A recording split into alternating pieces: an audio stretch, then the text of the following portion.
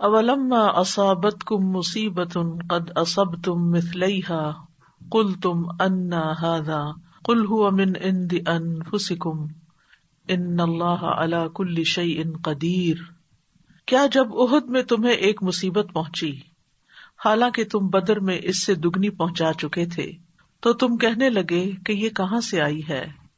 کہہ دیجئے کہ یہ تمہارے ہی نفسوں کی جانب سے ہے، بے شک اللہ ہر چیز پر خوب قدرت رکھنے والا ہے۔ احد کے دن مسلمانوں کو اپنی ہی غلطی کی وجہ سے تکلیف پہنچی تھی۔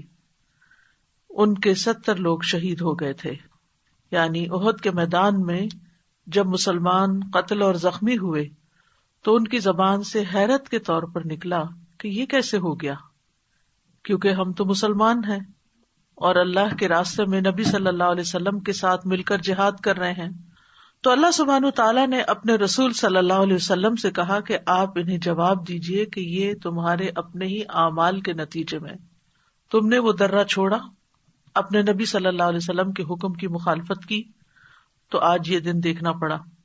کیونکہ اللہ کی مدد کا وعدہ تو اطاعت کے ساتھ مشروط ہے کہ اگر تم اللہ کی اطاعت کرو گے، اس کے رسول کی اطاعت کرو گے تو کامیاب ہوگے۔ بہرحال یہاں پر فرمایا گیا کہ تمہیں احد میں ایک مصیبت پہنچی حالانکہ بدر میں تم اس سے دگنی پہنچا چکے تھے۔ دگنی کیسے؟ بدر کے دن 70 مشرک مارے گئے تھے اور 70 قیدی بنے تھے، اور احد کے دن مسلمانوں کے صرف 70 لوگ شہید ہوئے تھے۔ تو یہاں پر اللہ سبحانہ تعالیٰ اپنی صفت قدیر سے یہ واضح فرما رہے ہیں کہ اللہ تعالیٰ تو ہر چیز پر قادر ہے، وہ تو مدد کر سکتا ہے، لیکن یہ بھی دیکھنے کی بات ہے کہ کیا تم مدد کے اہل ہو۔ پھر فرمایا وَمَا أَصَابَكُمْ يَوْمَ الْتَقَى الْجَمْعَانِ فَبِإِذْنِ اللَّهِ وَلِيَعْلَمَ الْمُؤْمِنِينَ، اور جو مصیبت تمہیں اس روز پہنچی جب 2 جماعتیں آمنے سامنے ہوئیں تو وہ اللہ کے اذن سے تھی تاکہ وہ ایمان والوں کو جان لے۔ یعنی احد کے دن جو مشکل تم پر آئی تو وہ اللہ کے علم میں تھی، اللہ کے اذن کے ساتھ آئی، کیونکہ ہر کام اللہ کی قضاء اور قدر کے تحت ہوتا ہے۔ یعنی ابتدا میں جو دشمن تمہارے سامنے سے بھاگ اٹھے اور پھر اس کے بعد تم اپنے محاذ کو چھوڑ گئے، تو یہ سب کچھ اللہ کی قدر و قضاء کے مطابق تھا، اس کی حکمت کے مطابق تھا۔ مومن کو یہ جان لینا چاہیے کہ آزمائش اللہ کی طرف سے آتی ہے۔ ما اصاب من مصیبت الا باذن اللہ ومن یؤمن باللہ یہد قلبہ واللہ بکل شیء علیم۔ جو مصیبت بھی آتی ہے وہ اللہ کے اذن سے ہی آتی ہے، اور جو شخص اللہ پر ایمان لائے تو اللہ اس کے دل کو ہدایت بخشتا ہے، اور اللہ ہر چیز کو جاننے والا ہے۔ اسی لیے جب انسان پر کوئی تکلیف آئے، کوئی امتحان آئے تو اسے کہنا چاہیے قدر اللہ، یہ اللہ کی قدر تھی، وما شاء فعل، اور جو اس نے چاہا وہ کیا، تو اس کی چاہت جو ہے وہ حکمت پر مبنی ہوتی ہے۔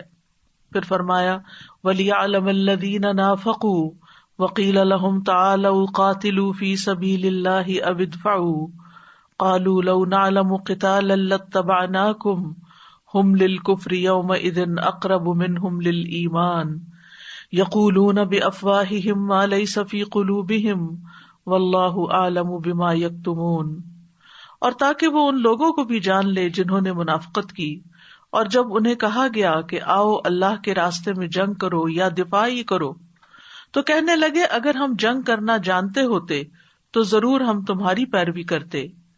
وہ اس دن ایمان کی بنسبت کفر سے زیادہ قریب تھے، وہ اپنے منہوں سے وہ کچھ کہہ رہے تھے جو ان کے دلوں میں نہیں تھا، اور اللہ اس کو زیادہ جانتا ہے جو وہ چھپا رہے تھے۔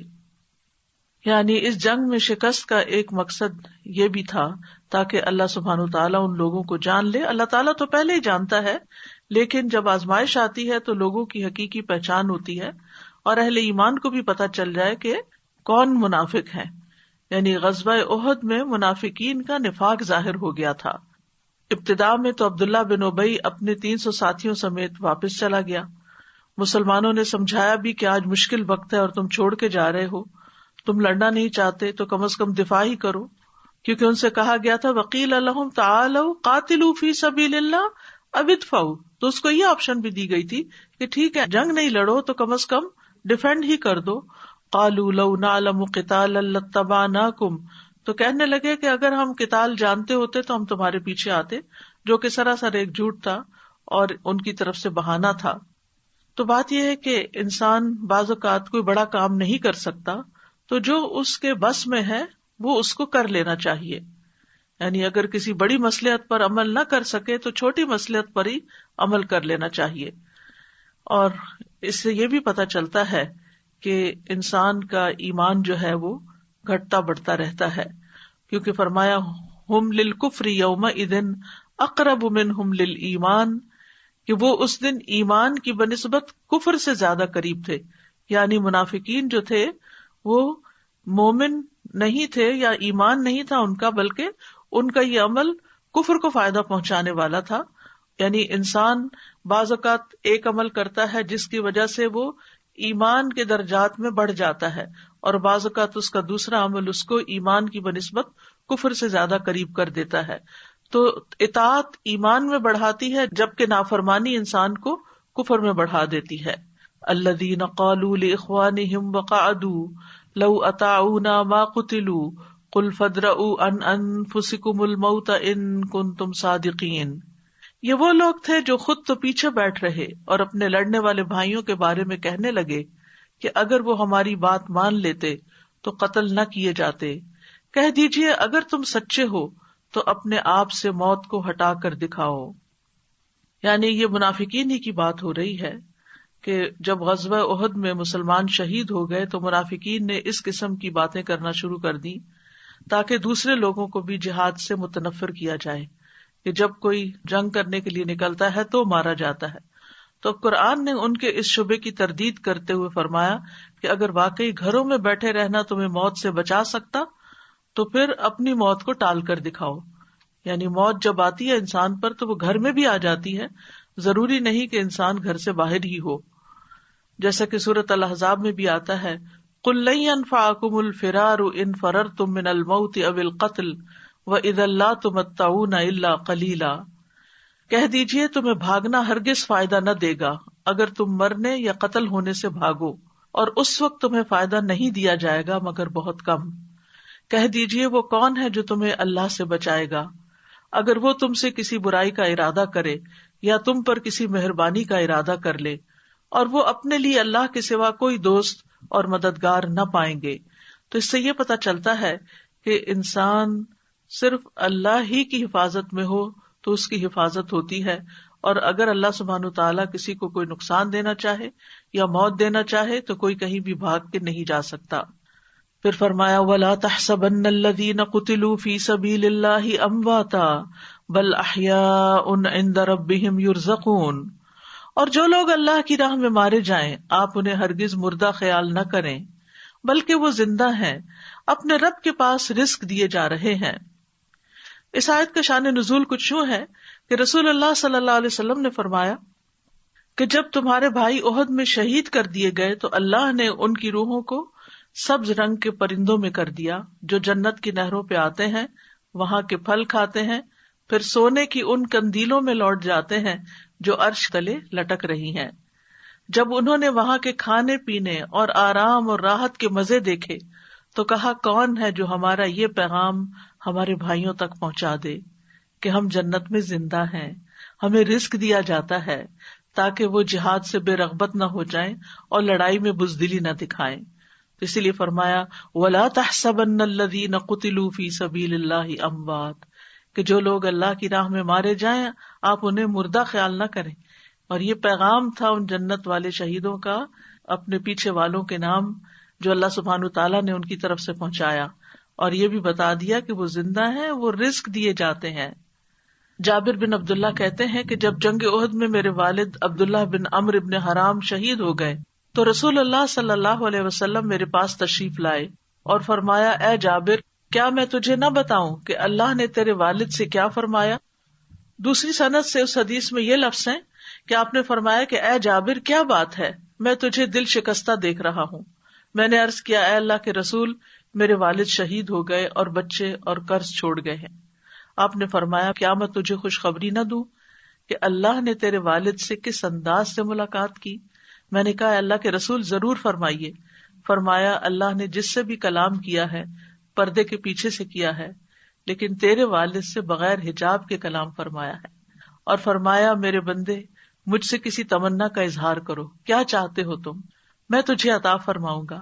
عبداللہ نے کہا یا رب مجھے زندہ کر دے، میں دوبارہ تیری راہ میں قتل ہو جاؤں۔ رب سبحانہ وتعالیٰ نے فرمایا میرا یہ فیصلہ پہلے سے ہو چکا ہے کہ انہیں دنیا میں واپس نہیں بھیجا جائے گا۔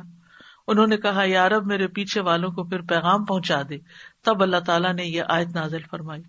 یعنی سبحان اللہ کہ کس طرح جانے والا جب وہاں پر جاتا ہے تو اس کو اپنے بیوی بچوں کی فکر نہیں رہتی، اس کو دنیا کے مسائل کچھ بھی نظر نہیں آتے، اس کی یہ تمنا نہیں ہوتی کہ میرے پیچھے والوں کو یہ دے دیا جائے، کیونکہ ان سے پوچھا جا رہا تھا تم بتاؤ تم کیا چاہتے ہو۔ وہ چاہتے تھے یہ بھی کہہ سکتے تھے کہ میرے بچوں کے نان نفقے کا سامان ہو جائے، میرے گھر والوں کے لیے یہ ہو جائے، میرے بیٹے کو یہ مل جائے، نہیں کچھ بھی نہیں، کیونکہ ان کی بیٹیاں تھیں جو پیچھے رہ گئی تھی اور بغیر شادی کے تھی۔ تو یہ بھی کہہ سکتے تھے کہ میری بیٹیوں کی شادی ہو جائے، یعنی کوئی بھی مطالبہ کر سکتے تھے، لیکن انہوں نے کیا مطالبہ کیا کہ مجھے دوبارہ زندہ کرے تاکہ میں اسی طرح پھر جان دے کر تیرے پاس واپس آؤں۔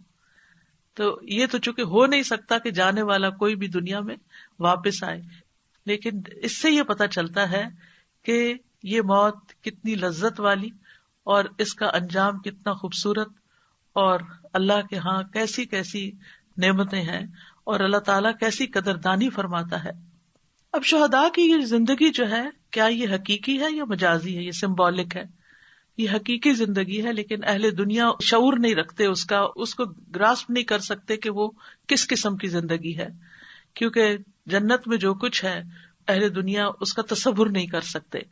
اور پھر حدیث میں تو یہ آتا ہے کہ ان کی روحیں سبز پرندوں کے جوف میں ہوں گی یا سینوں میں، اور پھر وہ جنت میں کھاتی پھرتی ہیں اور ادھر سے ادھر اڑ کر جاتی ہیں۔ تو اس سے یہ پتہ چلتا ہے کہ شہید زندہ بھی ہوتے ہیں اور نعمتوں سے بھی فائدہ اٹھاتے ہیں۔ اسی طرح ایک اور روایت میں بھی آتا ہے کہ جنت والے جو ہیں جہاں چاہتے ہیں گھومتے اور کھاتے پیتے ہیں۔ شہداء کے رزق کے بارے میں آتا ہے شہداء جنت کے دروازے پر موجود ایک نہر کے کنارے پر سبز رنگ کے خیمے میں رہتے ہیں، جہاں صبح و شام جنت سے ان کے پاس رزق پہنچتا ہے۔ شہداء کی روحیں جنت میں گھومتی پھرتی ہیں، یعنی ٹھکانہ ان کا ایک خیمے کی طرح ہے جس میں وہ گھومتے پھرتے ہیں۔ اب یہ بھی ہم فگر آؤٹ نہیں کر سکتے کہ وہ جنت کے کنارے پہ کیا ہے، جنت میں کب جاتے ہیں، عرش تلے کب ہیں، رب سے ملاقات کب ہوئی، یہ سب کچھ علم غیب سے تعلق رکھتا ہے۔ بہرحال ان کے گھر جو ہیں وہ انتہائی خوبصورت ہیں۔ سمیرہ بن جندب کہتے ہیں کہ نبی صلی اللہ علیہ وسلم نے فرمایا میں نے رات خواب میں 2 آدمی دیکھے جو میرے پاس آئے، پھر وہ مجھے لے کر ایک درخت پر چڑھے، اس کے بعد مجھے ایک ایسے مکان میں لے گئے جو نہایت خوبصورت اور سب سے افضل تھا، اس سے خوبصورت مکان میں نے کبھی نہیں دیکھا۔ تو ان دونوں نے کہا کہ یہ گھر شہداء کا گھر ہے۔ حضرت عمر رضی اللہ عنہ اپنے لیے شہادت کی دعا بھی کرتے تھے، اللہم ارزقنی شہادۃ فی سبیلک واجعل موتی فی بلد رسولک، کہ اے اللہ مجھے اپنے راستے میں شہادت عطا فرما اور میری موت اپنے رسول کے شہر میں مقدر کر دے صلی اللہ علیہ وسلم۔